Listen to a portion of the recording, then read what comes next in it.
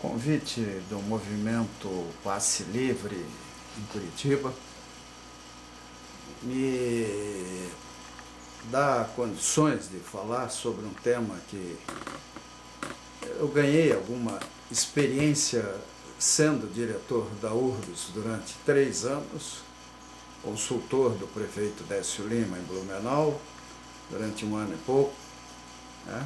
E lembrando estágios, vamos dizer assim, na França e as visões que eu tive a oportunidade de capturar em muitas viagens, além de ser um usuário apaixonado do transporte coletivo urbano de Curitiba.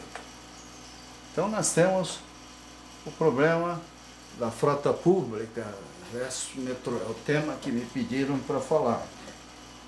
A frota pública de Curitiba, quando foi formada pela minha equipe dentro da URBS, que é uma equipe excelente, que logo que possível especificou, fez os editais, recebeu e preparou contratos para operação privada de 88 ônibus articulados.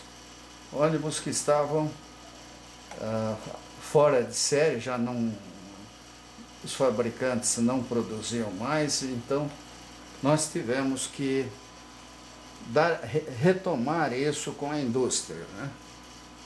Agora o pessoal fala em metrô.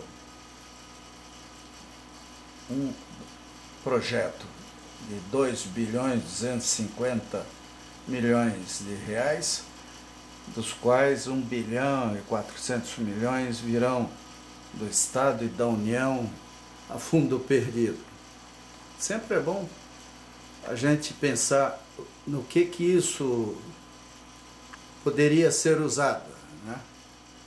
Então, com esse dinheiro daria para comprar e dar de presente 112.500 casas populares, ou 10.613 ônibus escolares para a área rural, ônibus de grande porte, 16.423 ambulâncias, ou fazer 450 quilômetros de rede subterrânea, né, pelos custos que a Copel fala, né? Até essa questão da rede subterrânea, ela me apaixona de uma maneira especial, porque com ela nós teremos a oportunidade de, vamos dizer assim, de melhorar as calçadas de Curitiba, diminuir a fragilidade do sistema de telecomunicações, de refazer a rede hidráulica, fazer uma série de coisas que a Copel pode fazer, ou vamos dizer assim, junto com parceiros poderá fazer, e aí melhorando substancialmente a qualidade de vida na cidade de Curitiba, que precisa desse tipo de investimento, né? Então, nisso tudo, as calçadas, vamos dizer assim, de uma maneira especial, aparecem em benefício das pessoas, dos cadeirantes, do pedestre, do ciclista, até do catador de lixo, que passa a ter, se for o caso, em vez de andar pela rua, andar pelas ciclovias ou por lugares mais seguros. Quer dizer, melhora significativamente a acessibilidade de pessoas, né, com deficiência. Reduz a gravidade de acidentes envolvendo carros, né? Promove uma integração com o meio ambiente, pois não há necessidade de podas, pela baixa poluição visual também. Satisfação das partes interessadas, que vale a pena para a Copel, para a comunidade, para as prefeituras. Satisfação dos clientes da Copel com a qualidade de energia. Aumento do movimento comercial nas regiões, valorização dos imóveis e proteção da rede contra tempestades e fenômenos naturais, né? E que redes seriam, né? Nós temos aí diversas empresas, entre elas a própria prefeitura, Sanepar, telecomunicações, tudo, que teriam esses benefícios, né, em cima das redes subterrâneas. Ou seja, o dinheiro previsto para o metrô, ele daria para atender em torno de 10% das ruas de Curitiba, refazer toda a rede subterrânea com a reconstrução dos passeios, fazendo-se ciclovias, melhorando o trânsito e a qualidade de vida do povo em mais de 400 quilômetros de ruas, avenidas da cidade. Curitiba cresceu, né? Então é lógico, precisa refazer sistemas de drenagem, né? As redes aéreas estão virando um pesadelo, você olha para cima, vê, além da alta tensão, uma coleção imensa de cabos, né? Além do fato de que a essa altura podemos implementar sistemas de apoio ao trânsito, né? Isso tudo em 1988, quando eu passei 3 meses na França, e como estagiário também do governo francês, foi coisa que eu vi com destaque. Tive a oportunidade de participar até de reuniões de planejamento da cidade de Paris, como estagiário. E nessa condição, vi com muito carinho como muitas cidades francesas tratam a questão do transporte coletivo. Eu estive em Grenoble, Lyon, Paris, em Lille, Nancy, e cada cidade, dependendo do tamanho, dependendo de discussões, uma tecnologia ou outra. Em Estrasburgo, por exemplo, naquele ano, eles tinham já um projeto completo, praticamente, canteiro experimental, tudo, para fazer o VAL, que seria um sistema automático elevado. Só que a administração das comunas optou por esperar o resultado das eleições. O tema ficou como assunto político, entre bonde ou metrô elevado. Aquela administração perdeu as eleições e a seguinte implantou o bonde padrão Grenoble na cidade de Estrasburgo.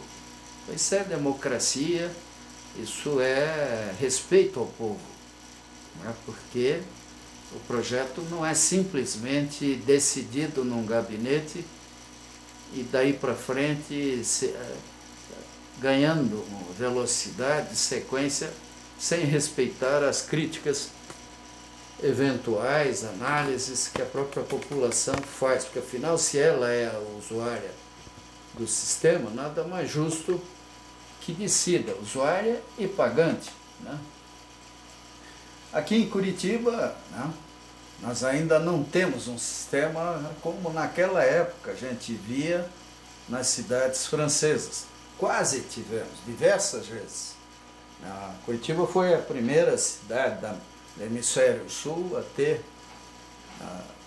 quando Marcos Prado, o arquiteto Marcos Prado, mandava na área de trânsito, um sistema de supervisão ótica do trânsito.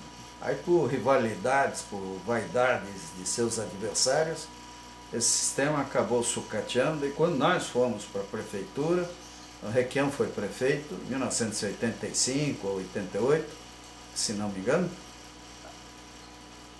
já era tarde para recuperar, né?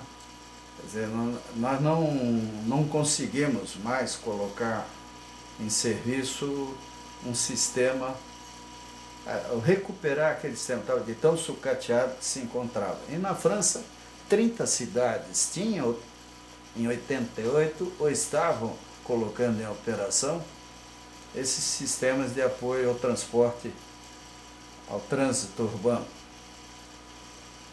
Bem, o que seria prioritário, né? Nós estamos falando de metrô, transporte coletivo com ônibus, ciclovias, etc. Né?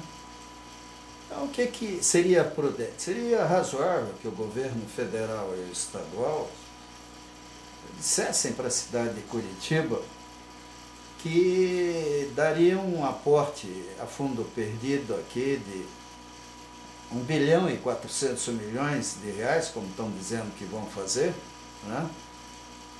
E deixando para a cidade uma discussão mais profunda do que fazer com esse dinheiro. Nós temos questões graves que exigem soluções, só não vê quem não quer. É sempre bom lembrar, né? Esse é um livro que eu guardo com carinho, né? Porque ele até foi uma publicação, acho que da IDTU, porque nele eu encontrei essa preciosidade, né? Uma afirmação do nosso secretário até, Cássio Taniguchi, de que a cidade precisaria implantar de imediato os bondes, porque senão teria dificuldades para resolver os problemas graves, na visão dele, que existiam à época. Então, a gente tem que prestar muita atenção, porque nem sempre o pior acontece. Tá? Então, nós descobrimos que, depois de 1984, que os ônibus evoluem sempre. Né? O ônibus é um equipamento, é que nem automóvel, quer dizer, de ano a ano, a qualidade, a tecnologia viabilizam equipamentos muito melhores. As canaletas podem ser melhores, podem ser corrigidas, podem ser concretadas, podem ter ajustes, porque evidentemente quando foram feitas pela primeira vez, eram para veículos menores. A cidade pode aumentar a atratividade do transporte coletivo com ônibus. Quer dizer, se muita gente faz a opção pelo automóvel, é porque o transporte coletivo, de fato, perdeu qualidade e qualquer cidadão não se sente bem dentro do sistema, porque o custo das tarifas, o desconforto, a lógica de que o ônibus deve ser operado, lotado, porque o empresário é pago pelo volume de passageiros que transporta e não para atender um serviço essencial, isso faz com que o sistema seja desconfortável, seja ruim. De lá para cá, também vemos que as ciclovias foram abandonadas, né? E o pedestre perdeu espaços de segurança, comprometendo o transporte coletivo urbano. Quer dizer, se eu saio de casa, eu sou mordido por um cachorro, ou atropelado, ou corro o risco de mergulhar num buraco, ou tropeçar, ou bater com a cabeça num orelhão, ou coisas assim, é lógico que se eu puder, eu evito usar o transporte coletivo, porque eu tenho que chegar no ponto de embarque, tenho que chegar lá e ainda esperar o ônibus, olhando para todo lado para ver se não vem ninguém a fim de levar a carteira da gente, né? Mas de qualquer forma nós sobrevivemos sem os bondes, né? Tá aí o transporte coletivo. Bem, os ônibus são veículos em permanente evolução, né? Eles não dependem, eles são autônomos, eles não dependem de trilhos, né? De fontes de energia externa conectadas a eles, né? Eles têm um tanque de combustível onde levam o que precisam. Os custos são muito menores. Não existe sistema mais barato do que o transporte coletivo por ônibus. E a implantação é uma rotina, quer dizer, Não há dificuldade. O que mais tem é mecânico, é especialista em ônibus, não há segredo para isso. Agora, é óbvio que tudo tem limite, não dá para tirar água de pedra, né? Todo o sistema chega um momento que precisa de um sistema complementar, de maior capacidade, né? E os sistemas, para segurar a tarifa e coisa assim, eles estão operando com velocidade excessiva. É uma coisa apavorante, numa canaleta, ver ônibus nos dois sentidos, biarticulados, às vezes cada um a 50, 60 km por hora. Quer dizer, mais cedo ou mais tarde poderemos ter um acidente colossal. Isso sem falar na poluição. Quer dizer, um veículo, dependendo da velocidade dele, a poluição sonora, gasosa, tudo aumenta, né? E aumenta muito. E também isso depende, evidentemente, dos motores, de pneus, uma série de coisas mais, e do próprio piso. Então nós temos tido acidentes dentro, fora e com os ônibus. Eu pessoalmente estava dentro de um ônibus onde uma senhora caiu e machucou bastante a cabeça, semana passada. Então, tudo isso significa uma tensão maior, baixa confiabilidade horária, né? Na competição com o transporte individual estão perdendo eficácia, né? Bem, em Curitiba teremos um sistema complementar de acordo com o PAC e os anúncios que a URBS e o IPUC têm feito. Vamos ter dinheiro a fundo perdido, 1 bilhão e 400 milhões, né? Um lado bom, vamos ter uma empresa metroviária, vai se criar uma cultura técnica, administrativa sobre o que é um metrô. Nós vamos ter valorização de imóveis. E o metrô, com certeza, oferece confiabilidade nos 14,2 km que a linha azul vai ter, né? Então, a questão do transporte coletivo com o metrô, inegavelmente, é algo que tem suas vantagens, né? E que nós podemos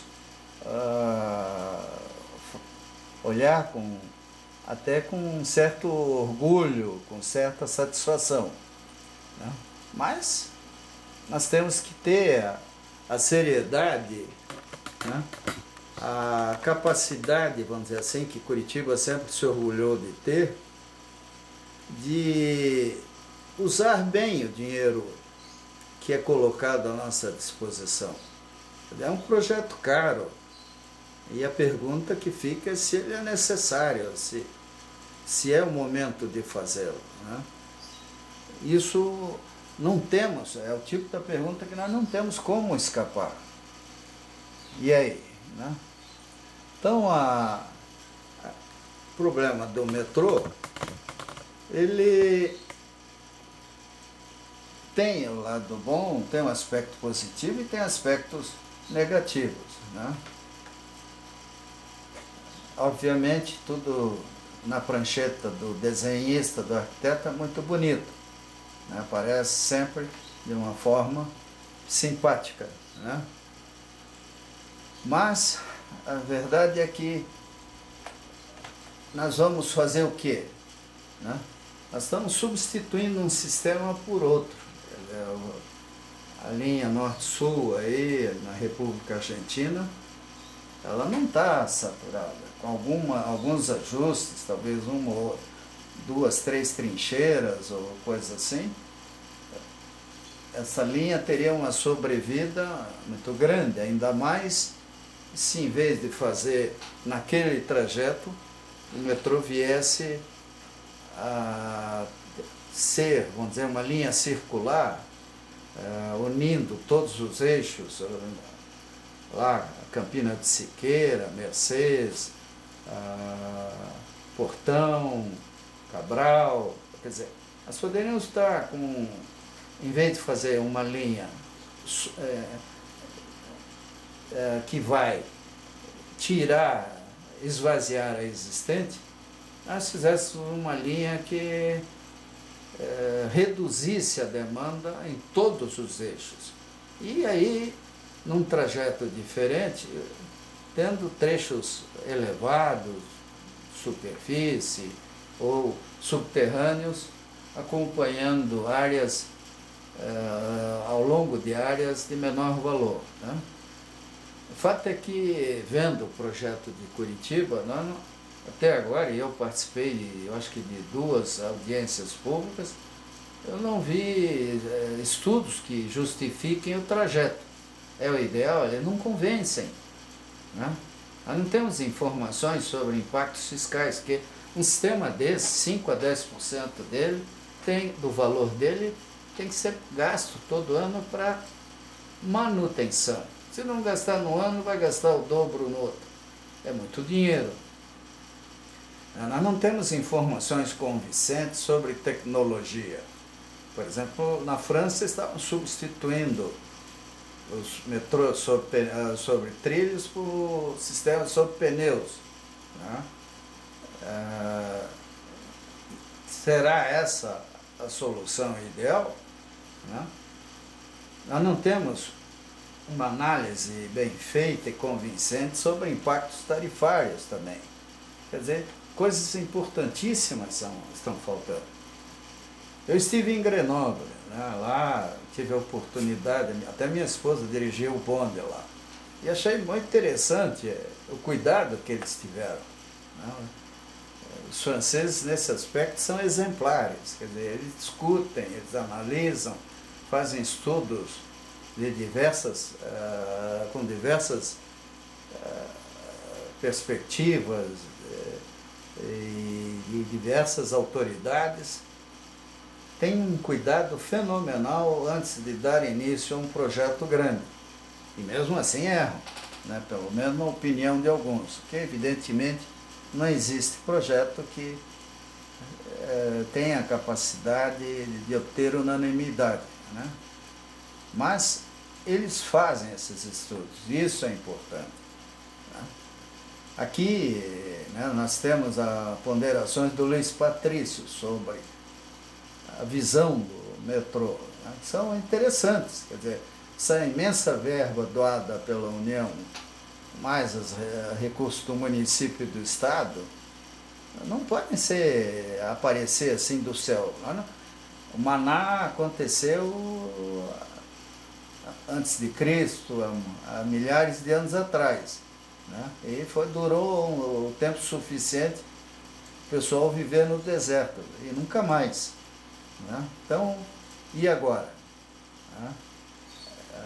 Nós temos visto obras aqui em Curitiba, na região aqui, que duram 3, 4, 5 anos ou mais.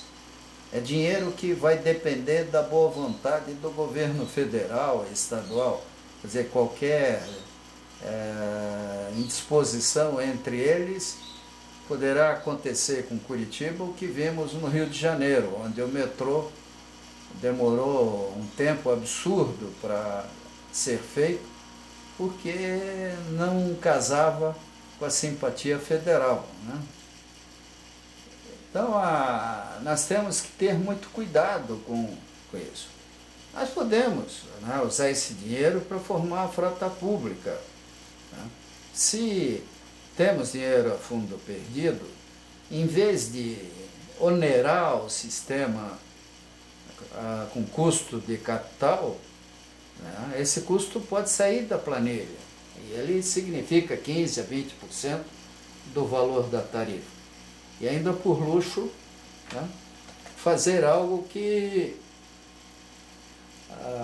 será, vamos dizer assim, decidido pelo povo. Então, para fazer esses 14,2 quilômetros de metrô, né, o que se pretende gastar é muito dinheiro. E nós poderíamos, aproveitando o tempo, querem dar o dinheiro? Ótimo, vamos usar para fazer o que a cidade de Curitiba precisa, né? E rever o projeto existente, fazer estudos de origem e destino, de geologia, de tudo, né? Que justifiquem de forma convincente o que, quando, como, quanto, onde, tarifas, impostos, impactos, etc., que nós teremos com uma obra desse porte. Se usarmos esse dinheiro de forma adequada e não exatamente para fazer metrô, nós poderemos de imediato, e aí infelizmente haverá a necessidade da anuência dos operadores do sistema, a implantação da frota pública, a reimplantação da frota pública, ela já existiu, né? Refazer as ciclovias, os passeios, fazer o aterramento das redes aéreas, quer dizer, junto com a Copel, Sanepar, as empresas de telecomunicações, né? Corrigir a cidade em trechos que ela já está assim nitidamente deteriorada. Então, pausadamente, com os cuidados necessários, nós podemos desenvolver um programa para sistemas complementares, racionais, justos e necessários. O que é o sistema complementar? É o metrô elevado, subterrâneo, monotrilho, ou coisas parecidas que a gente identifique e considere, depois de uma ampla discussão técnica, política, social, como justo e necessário, né?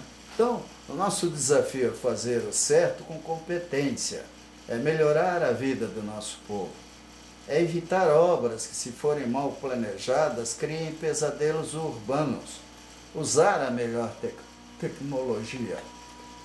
Nós temos que maximizar benefícios e usar de forma otimizada o dinheiro do contribuinte e dos usuários do transporte coletivo urbano. Esse dinheiro dói no bolso das pessoas e tem que ser gasto de forma adequada, né? E se alguém quiser alguma explicação mais, tem aí em artigos, reportagens diversas, em blogs. Aí também está o meu endereço internet, e-mail. Estou à disposição para conversar com quem quiser de forma mais ampla, profunda sobre essa questão. Obrigado.